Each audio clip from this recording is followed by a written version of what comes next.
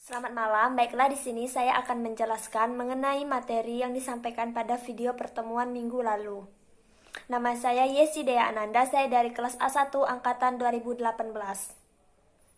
Transfer elektron terjadi di membran dalam mitokondria, yang disebut juga dengan rantai pernapasan.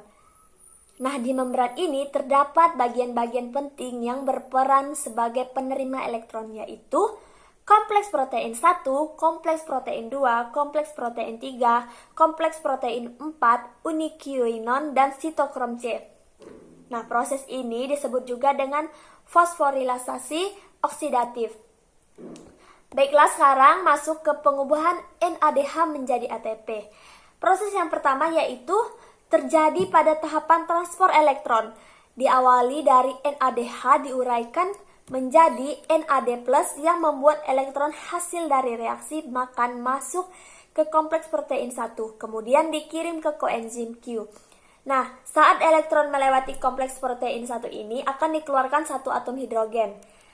Tahap selanjutnya itu elektron dari koenzim Q dibawa melewati kompleks protein 3 ke sitokrom. Nah, saat melewati kompleks protein 3 ini akan dikeluarkan satu atom hidrogen lagi. Langkah selanjutnya yaitu kemudian dari sitokrom C, elektron akan dibawa ke matriks mitokondria melalui kompleks protein 4. Nah, saat melewati kompleks protein 4 ini akan mengeluarkan satu atom hidrogen lagi. Nah, setiap ion hidrogen ini akan dibawa masuk ke dalam matriks mitokondria melewati ATPase. Setiap satu atom hidrogen yang masuk akan mengubah satu ADP menjadi satu ATP. Kemudian, elektron akan bereaksi dengan ion hidrogen dan ditangkap oleh oksigen dan menghasilkan molekul air atau H2O. Oksigen berperan sebagai aseptor elektron atau penangkap elektron terakhir. Nah, jumlah ion hidrogen yang dikeluarkan berjumlah 3, sehingga akan membentuk 3 ATP untuk setiap perubahan satu molekul NADH. Nah, pada akhirnya, untuk setiap satu NADH menghasilkan 3 ATP. Selanjutnya itu pengubahan FADH2 menjadi ATP. Yang pertama, yaitu tahap FADH2 diuraikan menjadi FAD+. Kemudian, elektron masuk ke kompleks protein 2. Kemudian ke koenzim Q dan berikutnya ke sitokrom C. Saat melewati kompleks protein 3, dikeluarkan satu ion hidrogen berikutnya. Elektron dari sitokrom C ini dibawa ke matriks mitokondria melalui kompleks protein 4. Pada saat melewati kompleks protein 4 juga dikeluarkan satu atom hidrogen. Nah, langkah selanjutnya itu setiap atom hidrogen ini yang terbentuk kemudian akan masuk ke ATP fase yang mengubah ADP menjadi ATP. Selanjutnya, elektron akan bereaksi dengan ion H+ dan ditangkap oksigen menghasilkan H2O. Jumlah ion hidrogen yang dikeluarkan berjumlah 2 untuk setiap molekul FADH2.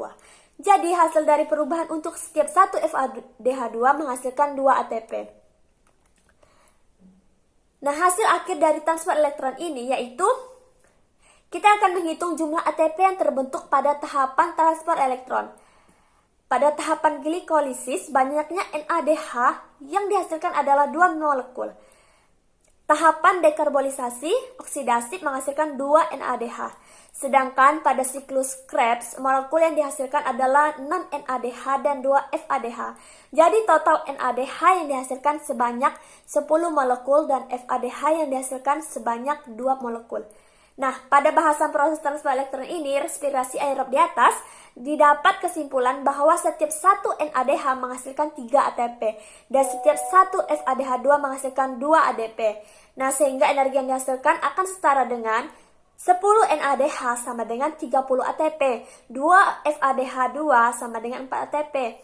Nah, jadi seluruh ATP yang dihasilkan pada tahapan transfer elektron ini adalah 34 ATP. Selain ATP, pada proses transfer elektron juga dihasilkan oleh 6 molekul air atau H2O. Jadi hasil akhir dari tahapan transfer elektron ini yaitu respirasi aerob adalah 34 ATP dan 6 H2O. Sekian penyampaian materi mengenai video yang dikirimkan pada minggu lalu. Terima kasih.